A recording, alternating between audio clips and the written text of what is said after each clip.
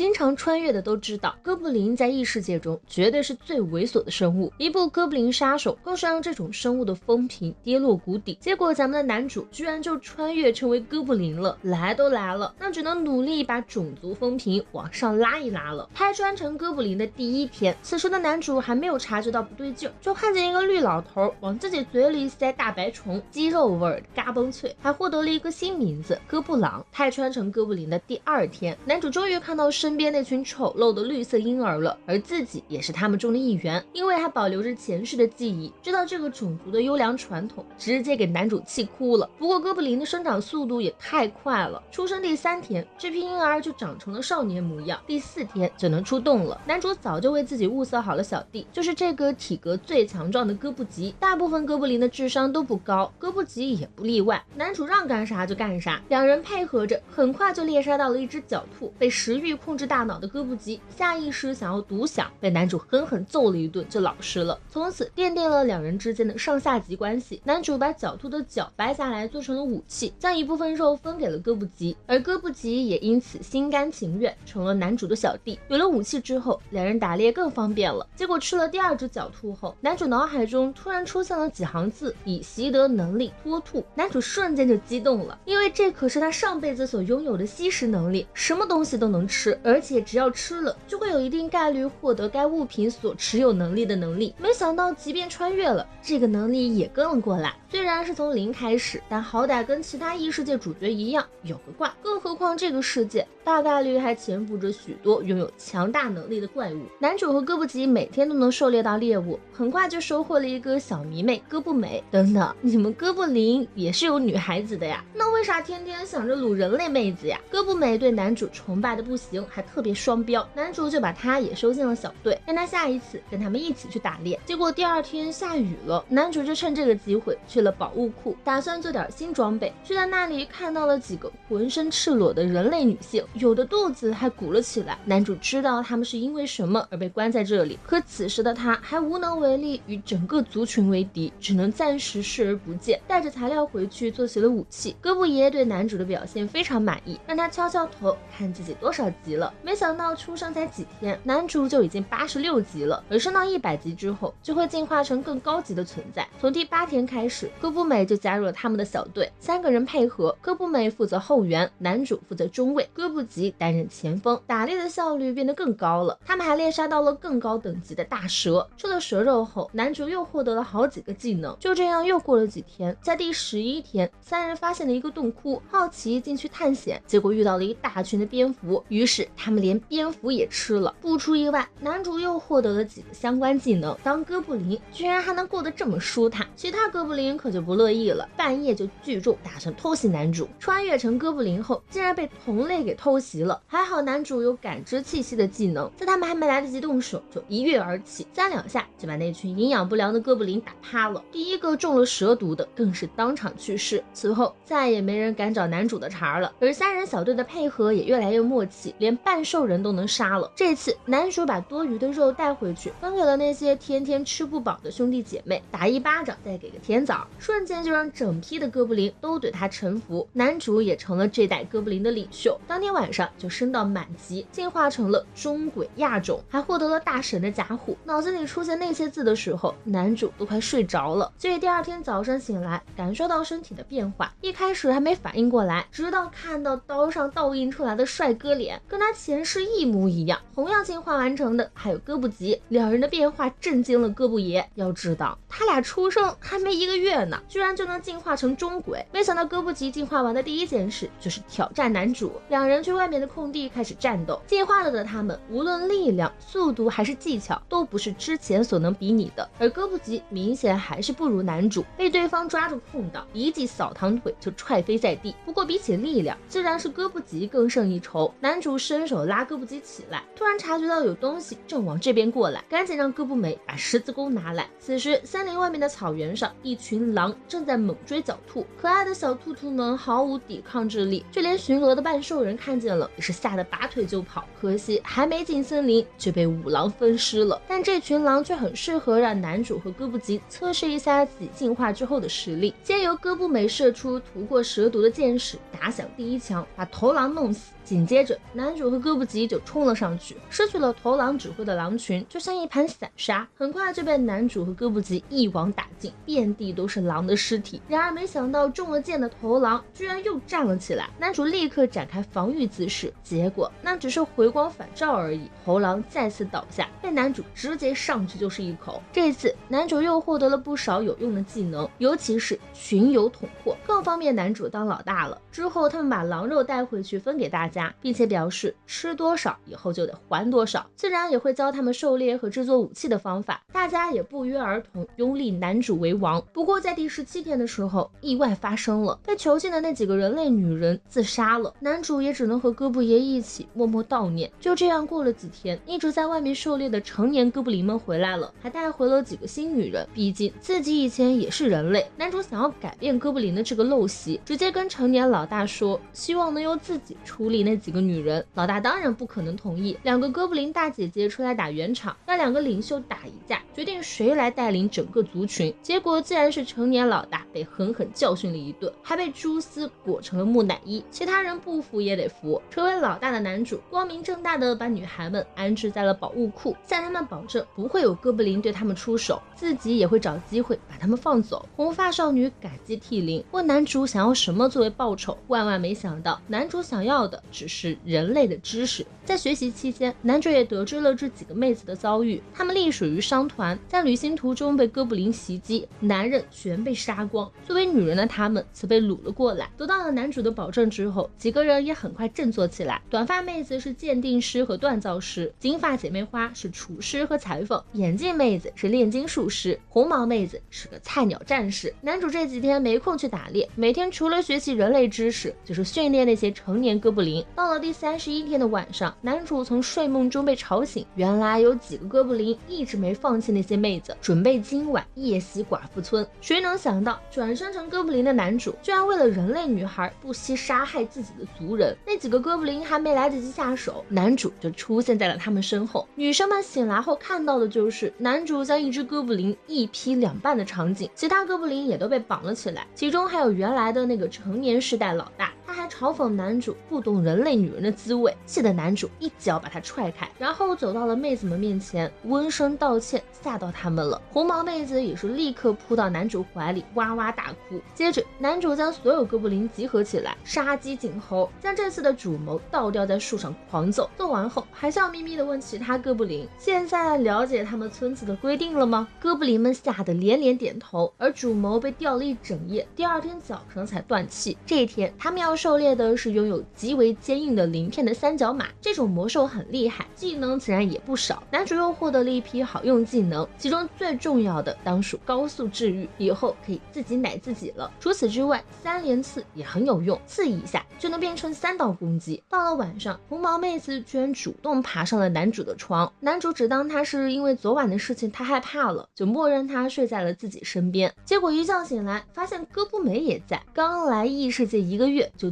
左拥右抱，说明种族根本不是问题呀。之后男主给族人们编了部队，大家各自负责不同的职责，将训练工作交给各队长后，男主独自一人来到了森林深处，以便猎杀更多魔兽，获取技能，甚至盯上了传说中的赤熊。在他们刚出生没多久的时候，哥布爷就叮嘱过他们，绝对不能到森林的北边去，因为那里盘踞着一头非常恐怖的赤色大熊。男主刚回忆完，传说中的赤熊就出现在了他面前，果然是恐怖无比，也是男主转生后遇到的最强大的劲敌，这让他忍不住兴奋了起来。先用中烟系统第1阶魔法幻化出一把魔法长枪，然后径直朝赤熊冲去，象征标枪一样将长枪射出，结果赤熊直接断掉一条手臂，避免受到魔法直击。一头区区魔兽居然有如此魄力，男主开始惊慌了，但一味的躲避对他更不利，所以男主干脆正面出击，用蛛丝将赤熊紧紧裹住。没想到赤雄直接吐出一团火焰，把蛛丝烧了个一干二净。男主没来得及躲避，还挨了一下，幸好现在能自己奶自己了。接着男主给自己上了层 buff， 直冲赤雄而去，在火焰烧过来的时候，让自己被水包裹抵挡攻击，然后一剑刺入了赤雄张开的血盆大口中，火焰终于消散。男主还没来得及得意呢，赤雄就一巴掌把他给拍飞了。不过剑还在赤雄的嘴里，好歹能让他吐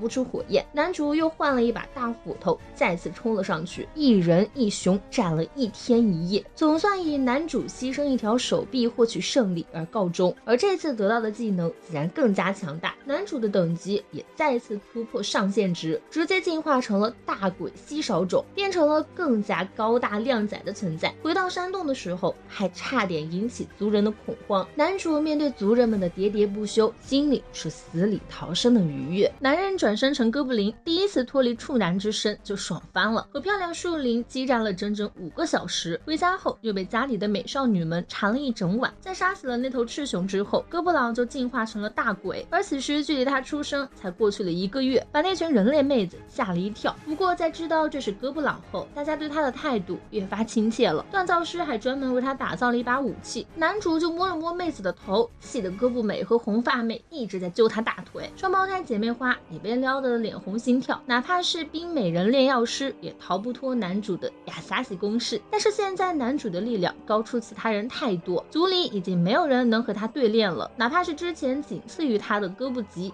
也挨不了2下。哥布吉看起来很受打击，一个人默默往森林里去了，其他人则是各司其职，或是干着自己喜欢的事情。男主就去了族里唯一一个魔术师哥布辛那里做针线活，他的左手被赤熊吃掉了，现在只能用史莱姆幻化出手臂将就着用。这几天男主都过得很悠闲，直到这天去挖矿的哥布江带回来一个受重伤的卡班克尔，对方自称是被一群人类冒险者给袭击的，希望男主他们能帮他击退那些冒险者。而这个名为丽塔娜的卡班克尔是一个非常有名的传说中的魔法师天鹅绒创造出的人造卡班克尔，也是天鹅绒留下的隐藏宝物店的管理员。那个宝物店有着天鹅绒穷尽一生收藏的各种传说级宝物。丽塔娜的核心已经受创，时日所剩无几，仅凭她的力量根本无法对抗那些冒险者，所以她哪怕将宝物交给面前的这群哥布林，也不想给那些小偷。不管是出于报仇还是别的什么，男主答应了下来，让锻造师拿出了之前锻造的精灵石短刀，打算先给那群冒险者耍耍刀，吓唬吓唬他们，实在不行再用武力征服。接着众人跟随哥布江来到了宝物店，男主让其他人先躲起来，自己去跟那群冒险者会上一会。区区冒险者根本不是他的对手，被男主教育了一番之后，恼羞成怒的一拥而上。男主一开始只是单纯躲避，同时观察这支队伍的特性，虽然装备看起来很高级，等级也都不低，但是几乎没有团队合作的能力，大概是平时太依赖于面板属性而没有提升自身实力。结果思忖间，魔法师一个光炮扔过来，居然爆了他的头。冒险者们还没来得及高兴，就看到烟雾消散后，男主毫发无伤，还露出了愤怒的神情。随着男主动手，其他人也纷纷冒了出来，将那群冒险者迅速制服并扒光分食了。男主也获得了一系列相关能力，其中最重要的是异空间收纳能力。没想到这群人还是人类中的高级冒险者，他们爆了不少好装备。接着丽塔娜将大家带去了宝物店深处，那里永久沉睡着它的主人天鹅绒。丽塔娜心满意足的消失，只留下了额头那颗红宝石。男主也是毫不犹豫将宝石吞了下去，让其他人分头回收所有财宝，全部塞进他的宝箱。最后男主一把火把天鹅绒的遗体给烧了，没想到掉下了一只手臂，他下意识戴在了自己的左臂上，那条手臂立即与他的断臂融为一体。这竟然还是个传说级道具，可以自由旋转和变形，也能放毒和线，用起来顺手到仿佛男主原本的手臂一样，算是天鹅绒送他的礼物。回到洞穴后，大家用从冒险者身上搜刮到的酒美美开了个宴会。第二天让锻造师小姐鉴定过后，男主将道具分发给了中轨哥布林们，当然其中最高级的3件传说级道具都是他的。不知不觉到了男主出生后的第40天，哥布林族群通过决斗选拔出了中轨领袖，并进行了排名。第二天男主又一个人出去狩猎，寻找那些没吃过的魔物，获取他们的技能。没想到在森林里徘徊了一段时间，居然发现了一棵五彩斑斓的雄伟大树。他想起了哥布爷讲过的事情，说这个世界有个被称为树林的种族，树林只有雌性没有雄性，但他们会诱惑其他智慧种族的雄性，并将起分化为自己的养分。就算大家都知道，可树林们长得太好看了，根本无法拒绝。比如现在男主面前就有一只树林，这树林大姐姐紧贴着他，又舔又蹭。男主在这个世界还是个处男呢，怎么受得了这样的诱惑？于是为了避免自己被榨干成为养分，男主初次尝试了之前没使用过的能力，精力绝伦，一道金光从他的小兄弟上冲天而起。树林姐姐直呼太酷了，男主也是顺势压到树林身上，开始了紧张刺激的活塞运动。整整5个小时，他们都在享受着天堂般的快感。树林还有些意犹未尽的跟男主约好下次再来，而男主回去的路上刚好有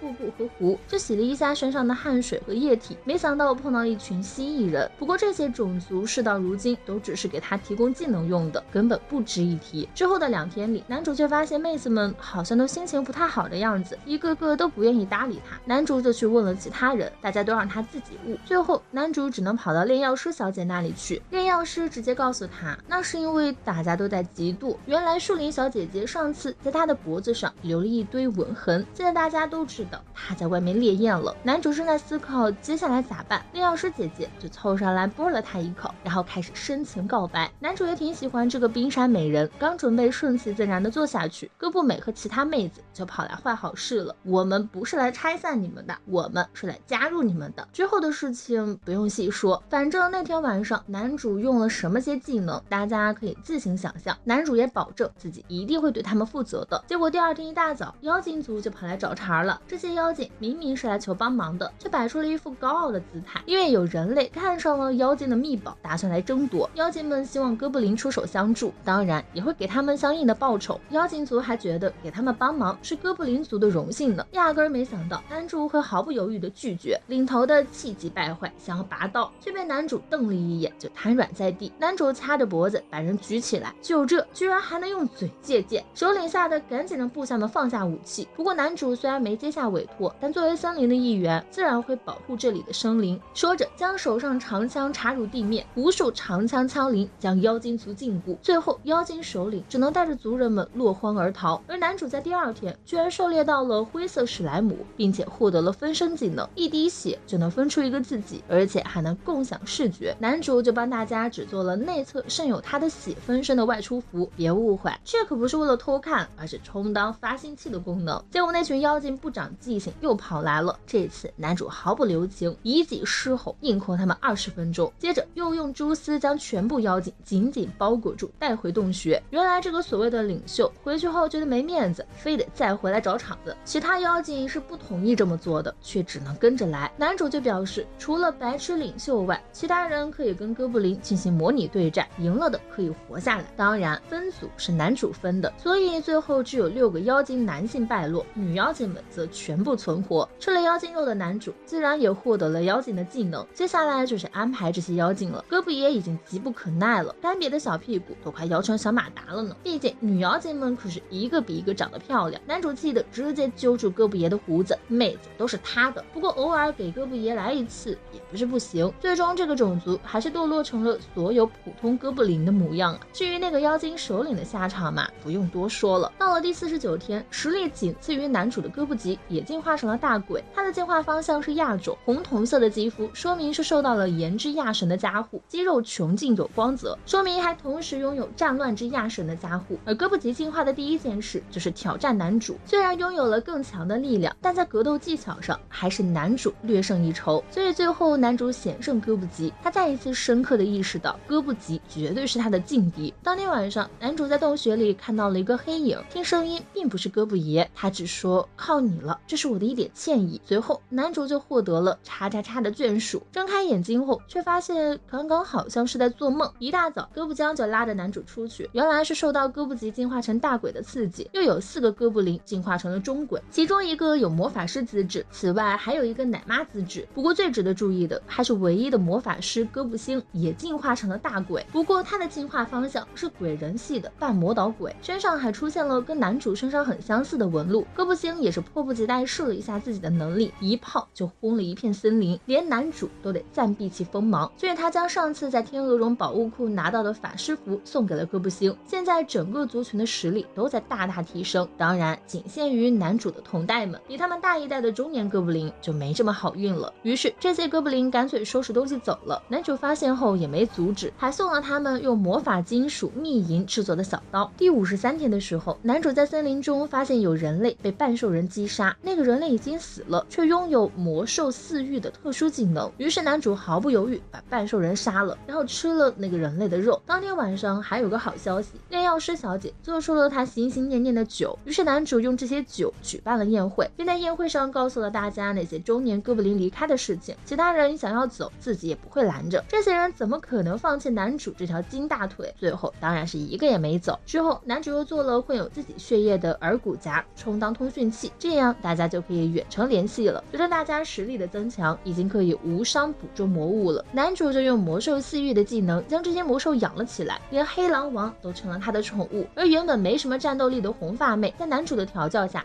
也变得厉害起来。她是那种被逼到绝境才会发挥实力的类型，升级后还获得了新的职业魔石战士，需要定期吃魔物，但能力的成长得到了巨大飞跃。不知不觉已经2个月过去，这天晚上男主突然惊醒，他感知到狗头人正在逃跑，男主立刻把大家叫起来准备战斗。将狗头人放进洞穴后，才看清了追在后面的敌人居然是魔法骷髅。好在在男主的指挥下，大家很快发现这些骷髅虽然用武器攻击没效果，赤手空拳却很好对付。将小喽啰们交给其他人用来练级，男主只用了7秒就来到了魔力反应最强烈的后方，那是支配着这些骷髅的大骷髅，可惜被男主一拳就轰碎了，抓起头骨就咬了一口，并且获得了生成下级不死生物的能力。而被他们救下的狗头人也心甘情愿臣服于男主。原来这些狗头人偶然挖出了应该被埋封的天鹅绒的宝物殿，唤醒了那边的守卫大骷髅。骷髅的数量源源不断，他们只能孤注一掷跑来了男主这边。面对忠诚的狗头人，男主自然也是毫不犹豫将他们收入麾下。看来他不只要做哥布林的首领，还要做整个森林的首领啊！原本以为这个男人转生成哥布林是要为这个种族洗刷污名的，谁能想装了一集他就开始接连不停的开后宫了，现在连人家妖精族的公主都盯上了。原来男主和哥布吉在狩猎途中发现了几个人类士兵，跟踪并且窃听了他们的谈话内容后，确认这些人的目标是绑架妖精族族长的女儿。男主和哥布吉便也守在一旁，等待日落后，妖精公主从这条路经过，一见到妖精公主，他就开始疯狂心动。等人类士兵把公主的守卫全杀光了，他跳出来英雄救美，还把那些人类士兵活捉回洞穴。得知人类军队将于20天内进攻，获取情报后，男主就把他们全杀了，又获得了不少有用的技能。很快妖精公主也醒了过来，一看到男主吓得连翅膀都显形了，毕竟哥布林在外声名狼藉。男主就让炼药师给妖精公主泡了杯药草茶，然后解释了来龙去脉。公主一听男主居然见死不救，气得小拳拳捶他胸口，都给男主整无语了。我们哥布林跟你们妖精又没有什么关系，凭什么帮你们？有这功夫不如赶紧想想自己能做些什么。公主却捂着脸开始大哭，男主只能让她暂时留在这里好好休息。这么一位漂亮公主在洞穴里，哥布爷根本顶不住啊！可惜男主不让她出手，好好一个大美人只能看不能吃。到了第2天，男主将公主送回了妖精之村，刚到达村外就感受到了杀意。公主连忙跟那些妖精解释这是自己的救命恩人，对方这才放下武器。但男主和哥布吉却见了族长，族长感激2人救了自己的女儿，还拿出了一把必中之明弓作为谢礼。这把弓乃是遗物级的魔法道具，也是族长家的传家宝之一。男主对族长的大方很满意，表示愿意为他们提供一些情报，比如人类军队的动向。双方都是聪明人，试探了一番后就握手结盟。妖精族赠送了哥布林大量密银质装备，男主也送了他们一些精灵石小刀和铁铲型魔法道具。等2人准备回去的时候，族长还送了他们一些秘药和名酒作为伴手礼，这个酒算是送到男主心坎里了。回去后就迫不及待的和后宫们一起分享，这下又多了一个跟妖精族长打好关系的理由了。不知不觉已经过去了2个多月，而哥布美也终于完成了进化，他的进化方向是半吸血鬼亚种，除了他以外，还有8个哥布林进化成了中鬼。但是男主仔细一看，这个哥布美怎么感觉有点眼熟？哥布美获得了冰原之神的加护，能大量制造寒冰并加以操控，还获得了魅惑之眼，看一眼就能让雄性的小弟弟当场起立。还有哥布江也进化成了半地雷鬼，刚好更方便他挖矿。霍布里则进化成了半血剑鬼，而且他们身上都出现了跟男主身上类似的刺青，力量也是从刺青里涌现出来的。目前按照各种族强度进行排名的话，最厉害的是4个哥布林美少女，女，就连男主和哥布吉都得往后排一排。当然，这只是种族强度，并非他们的个人实力。男主推测妖精族和人类开打之后，应该会向他们寻求帮助。既然如此，他们也得早做准备。男主将通讯用的耳骨夹发给了所有人，可是那些妖精俘虏说什么也不愿意戴，因为对妖精而言，在耳朵上戴饰品或是伤到耳朵都是很严重的禁忌。没办法，男主只能把他们给一一降服了，将女妖精们的自尊连同衣服全部扒下，之后又召唤出骷髅军团协助狗头人和妖精训练。2天后，男主带着部下们来到了狗头人以前生活的洞窟，将里面的行李搬了出来，然后把洞窟彻底掩埋。接着又让狗头人大批活捉了黑狼，将黑狼训练为使魔。在此期间还遇到了一头巨鼻野猪，不过对方很快就被哥布江一拳解决。现在男主还差一把趁手的武器，锻造师小姐姐就帮他把之前的战戟重新打造了一下，由金灵石、炼铁和密银混合而成。作为奖励，男主自然要和人家春宵一刻，还夜夜笙歌，搞得哥布吉也有点寂寞了。其实哥布吉一直都很喜欢哥布江，却不知道该如何告白，只能过来拜托男主。男主就让他今天晚上直接向哥布江表明心意。于是当天晚上，哥布吉就把哥布江约到了小树林。殊不知哥布江也早就对哥布吉有意思了。2人戳破那层窗户纸后，哥布吉就直接脱离了处男之身。第2天猛的连男主都在他手底下吃亏了。训练结束后，4个老班底又跑去狩猎，这次杀了很多男主没有见过的昆虫怪物，自然又获得了许多新技能，比如这个外骨骼着装，技能一发动，男主身上就长出了坚硬的外壳，大斧头砍过来毫发无伤。除了外骨骼以外，居然还能生成昆虫翅膀，有了这个，男主也就能飞了。就是操控翅膀还需要多加练习。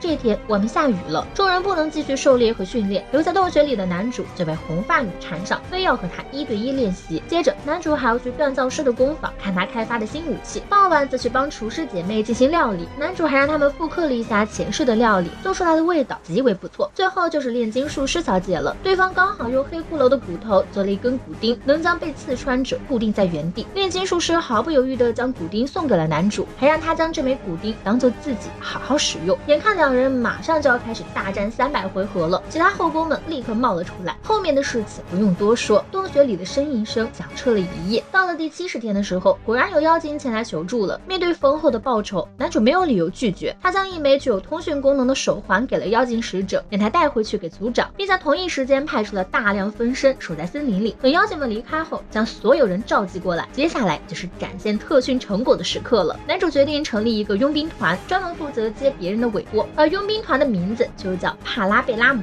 大家齐声呼唤着这个名字，已经迫不及待的想要去做任务了。佣兵团目前有36个主要成员，再加上经由霍布星的魔法可无声行动的使魔们，一共73名。他们一大早就开始行动，因为昨天晚上男主的分身就发现了人类军队的扎营处。这个点他们大概还在睡大觉，营地被结界包围着，男主直接用十字弩就将结界破坏。里面的守卫还没回过神来，哥布江就操控岩石把他们围了起来，直接断了敌军后路。接着就是以哥布美和霍布星为首的魔法组，2人一起释放魔法攻击。与此同时，男主一边大量制造骷髅，一边不停扫射轻杂兵。不过对方也是有厉害角色的，一位女骑士带领队伍从乱军中冲了出来，她也是人类军队的指挥官。男主一声狮吼跟对方打了声招呼，女骑士确认男主就是不死军团的操纵者，让部下们擒贼先擒王。魔法师则给女骑士上了个加速的 buff， 女骑士一路过5关斩6将，准备直接给男主来一刀，结果还没触碰到，身体就弹射了出去。即便如此，女骑士也没有放弃，男主非常欣赏她，一听到对方主动说能够打倒她，就任由自己处置。这一下男主不得不亮出实力了，先给自己的部下们下了命令，女骑士、魔术师、神官和女剑士这4个人需要活捉，其他人就随意了。于是哥布美他们也不再顾忌，接下来的战斗完完全全就是一场单方面的凌虐，士兵们被哥布美操纵着互相残杀，死去之人的鲜血还要被霍布里抽出来化为血剑。最后佣兵团几乎无伤解决了人类军队，只有女骑士的剑有伤到过男主1次，这让男主更加欣赏她了。在对方打算同归于尽的时候，果断将人救了下来。这一下女骑士不得不心服口服了，佣兵团大获全胜，带着4个高质量人类回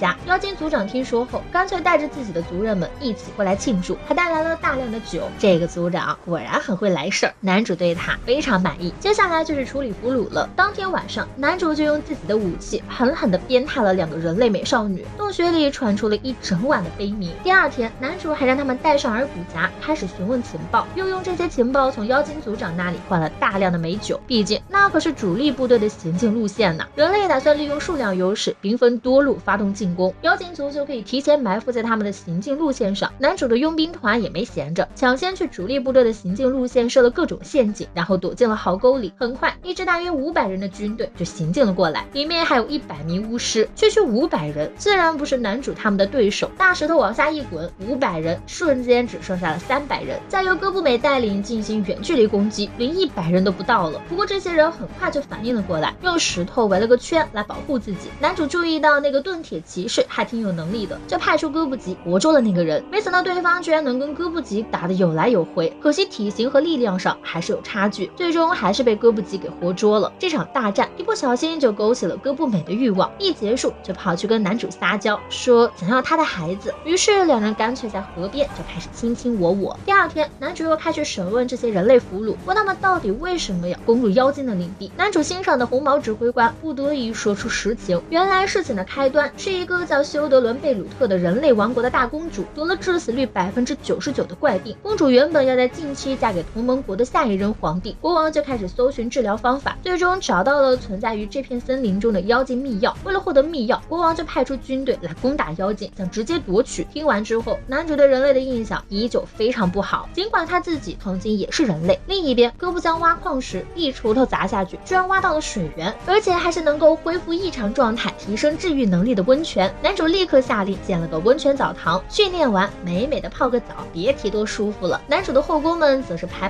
队给前面的人搓澡。隔天，男主又想到了一个新点子，就带着俘虏们一起开始了新的训练。这次主要是为了提升其他成员的战斗指挥能力，也就是用真正的军队进行模拟训练。双方指挥官需要依据各自的武装做出适当指示，打倒对手就算赢。哥布美和霍布星都还挺强的，霍布里和哥布吉的脑子就不太好用了。经历了这些的人类都快混乱了，为什么区哥布林会在这里进行团体战斗训练呢？只有红毛老哥还挺卖力的，居然主动挑衅男主，说想跟他打一场。男主非常欣赏对方，先给他加了个 buff， 然后才开始和红毛老哥赤手空拳进行搏斗。老哥在人类里算强的，可惜在男主面前依旧不够看。不过这场战斗却把一旁的哥布吉也给感染了，紧接着也跟红发老哥打了一场。大家都看出了这位老哥的实力，觉得把他关着当俘虏太可惜了。男主就去跟对方聊了一下。红发老哥原本就出生在亚人种较多的地方，对男主他们接受良好，看到这里各种人种都过得很和谐统一，甚至觉得留在这里反而更好，干脆表示自己不当帝国骑士了，他要在男主的手下战斗。这真挚的眼神打动了男主，一个响指就将对方的项圈取下，还安排他给红发女做教官。另外几个人类俘虏则交给了妖精族长处置。借着这次会面，男主随口问了一句那个秘药是怎么回事。其实双方的第一次交易就有这种秘药，男主只知道它能治好大部分疾病，说着掏出一瓶喝了下去，下一秒就获得了几个能力，其中一个秘药名叫血潮。男主割破手指，将血滴在了其中一个受伤的俘虏嘴里，对方的身体居然立马恢复如初，不仅是伤口，连腰痛都治好了。一滴血就能有如此效果，男主不敢想自己现在的实力究竟有多强。